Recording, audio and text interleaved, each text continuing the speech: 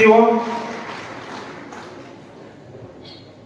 No, they're already there. Alright, so without any delay, we shall begin our first extempore by Red House participant Master Pravesh Kumai from 11A. Good morning, respected headmaster, respected judges, respected teachers, and my dear friends. I, Pravesh Kumai, stand before you to speak on a topic which we have been hearing from our childhood. Honesty is the best policy. But do we truly understand how powerful this topic really is? Honesty means telling the truth whenever even though it is difficult, and honesty means to do the right thing, even though the times are hard. All the success and all the hard work will not come into play if there is not honesty. In a world full of fake smiles, fake people, fake charms and fake everything, honesty acts as a bridge. Honesty, the person who is honest, shines bright as the sun, and the person, he has the power and fearlessness to accomplish anything in life, and he is able to do whatever and still be peaceful because he is honest. Honesty gives us the courage to face whatever problems they may come. We can take the example of Raja Harishchandra, a mythological king. Raja Harishchandra was so honest that even the gods wanted to test him. Even at the cost of losing his son's own life, Raja Harishchandra still stuck to being honest, and this honesty helped to get his son back. So what do you all think? Honesty does good. Honesty is the best policy. Honesty helps us in every aspect of our life. Honesty makes us, whenever we face victory, we will be in peace and our mind will be at peace because we were honest. Some people may achieve success through mischievous ways and lies, but the guilt always stays. All the victory is temporary and karma plays its part. Being honest does not only mean to respect our own lives. Honest does not only mean to just give somebody, to just tell somebody a truth. Honesty means to respect everything in life. Honesty means to have what it takes to deal with the problems. When we are honest, we are able to achieve everything. Dishonesty is something. Dishonesty gives rise to many lies, and these lies, when accumulated, give rise to even greater problems, and these problems then have very bad consequences. So my dear friends, it is our very great responsibility to be honest, because honesty is the thing that will help you reach your goals in the way a great victorious champion does. Honesty, as said by many people, honesty is everywhere. We hear honesty from our very childhood. Honesty is not something which is a stranger to us. We are very familiar with that term. We know, we can distinguish between what is right, whether it be honesty and whether it be dishonesty. We know what is good and what is bad. So my dear friends, let us join one another in building a better society where people are honest. People don't lie. Lying always leads to failure. It does not do any good to us. So this is my message to all the students who are staying here. The students who are studying in this school, honesty will help you. Honesty will make you a victor. Honesty will bring you peace in life. At the end of the day, a person who is honest sleeps peacefully. At the end of the day, a person who is honest will not be afraid of people finding out about their lies and dishonoring us. So I would like to conclude by saying that don't be afraid of all the consequences that might come up to you when you're honest. Be honest. Be afraid of not being honest, because that is where your life becomes meaningless. You lose your purpose and you lose your very title as a human. Thank you, and everybody please, this is my message to everybody, to please be honest in life. Thank you, Pravesh Kumai from Red House, for your wonderful extempore presentation. Next on the line, we have Miss Kripasna Lecha from Blue House, and she also comes from 11A. Kripasna Lecha.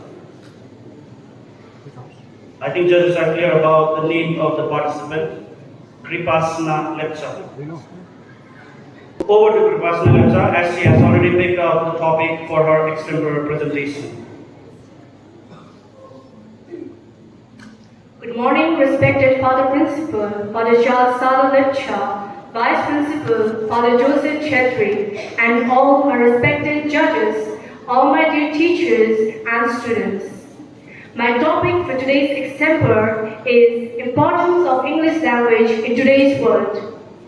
English is not just a language, but it is an opportunity for us. It is not an advantage for us, but it is full of opportunities. Over 1.5 billion people speak English all around the world as their first language, their second language, or foreign language. Surely, English gives us various advantage. Just imagine you go to a foreign place. What would be the language you would speak? Surely English, because you wouldn't know the foreign language, isn't it? Also, English helps us to have that knowledge. And if you look properly in and around the internet, the language you have the most is English. English helps us to develop our knowledge, it improves our vocabulary, it enhances our understanding of life. And most of the books, novels, and school books you read right now is in English.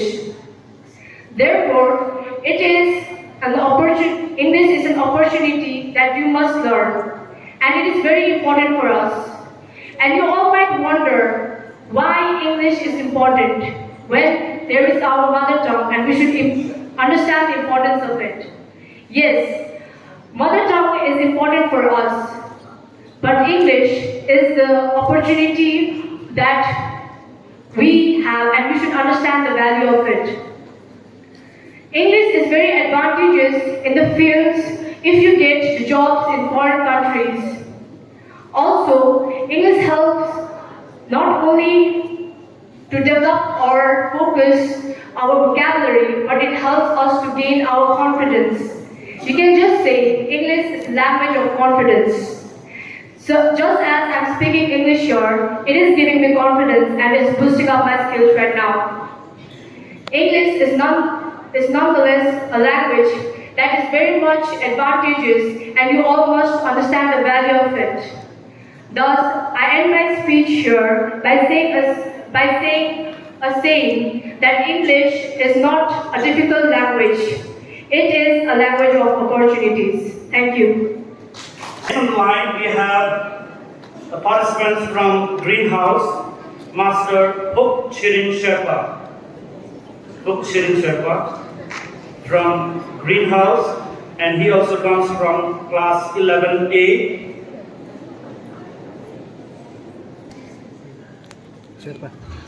Good morning, respected headmaster, assistant headmaster, judges, teachers, and my dear friends. I, Kuchin Sherpa, representing Ajanta House, and stand before you to speak on a very important topic.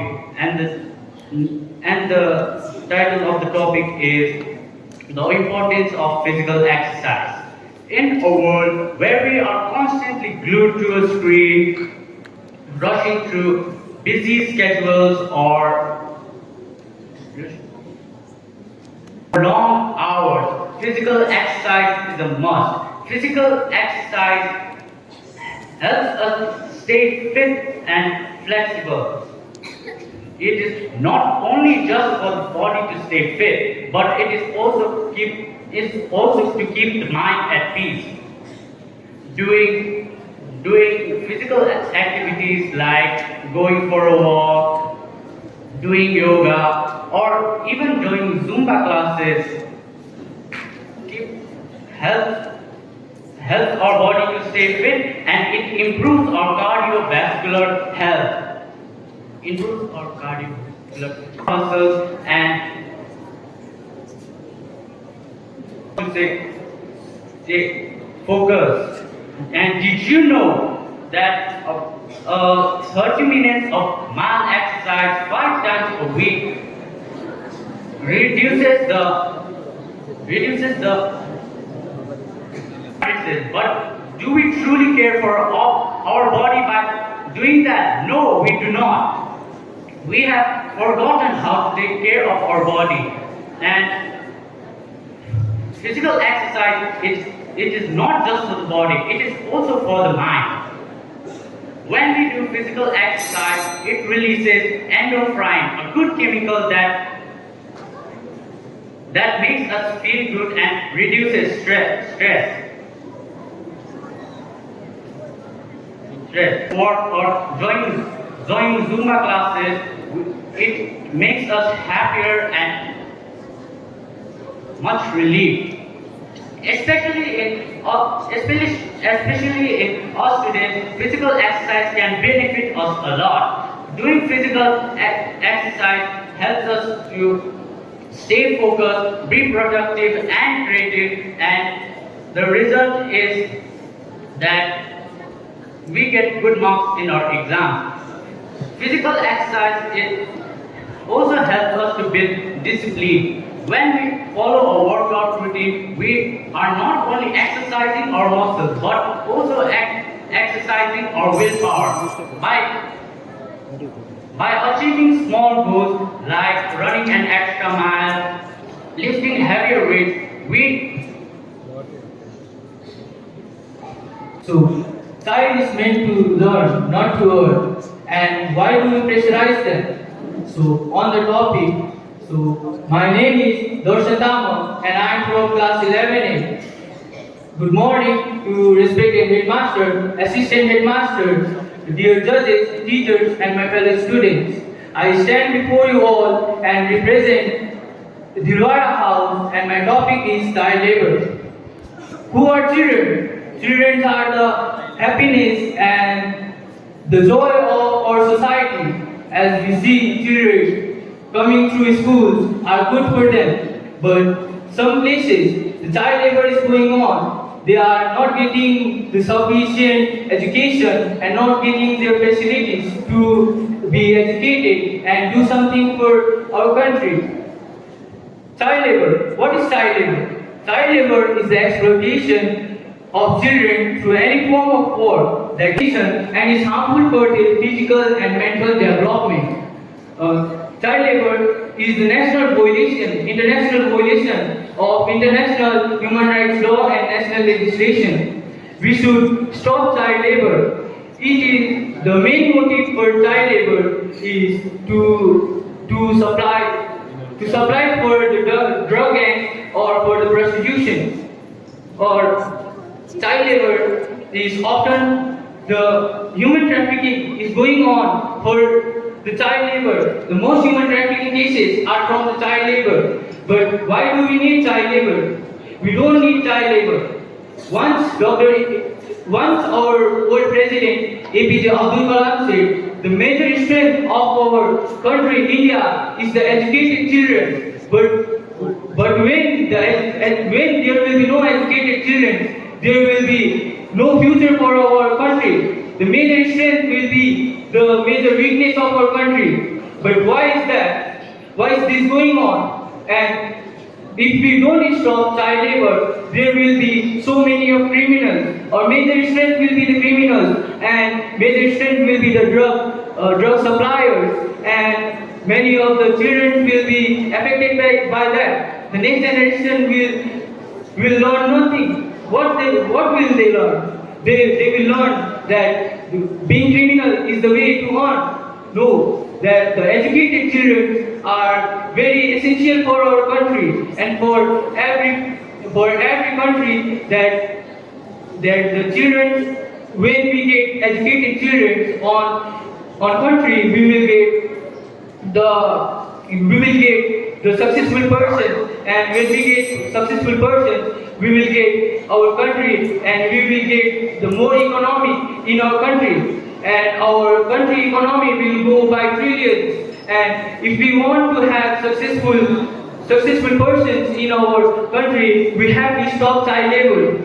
The national NGOs should help the children who are working for the drug gangs and who are working for the prostitution. But the children have to educate. The children needs to learn. The children is not meant to earn. We see in India, we take children as the avatar of for the year 2025. First place is secured by Ms. Kripasma Lecha of Ellara House.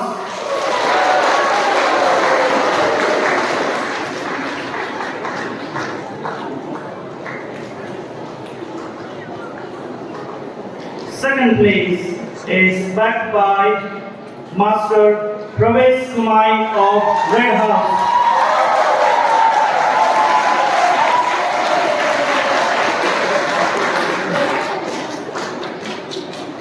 Third place is awarded to Master Darshan Tamam of Dilwara House.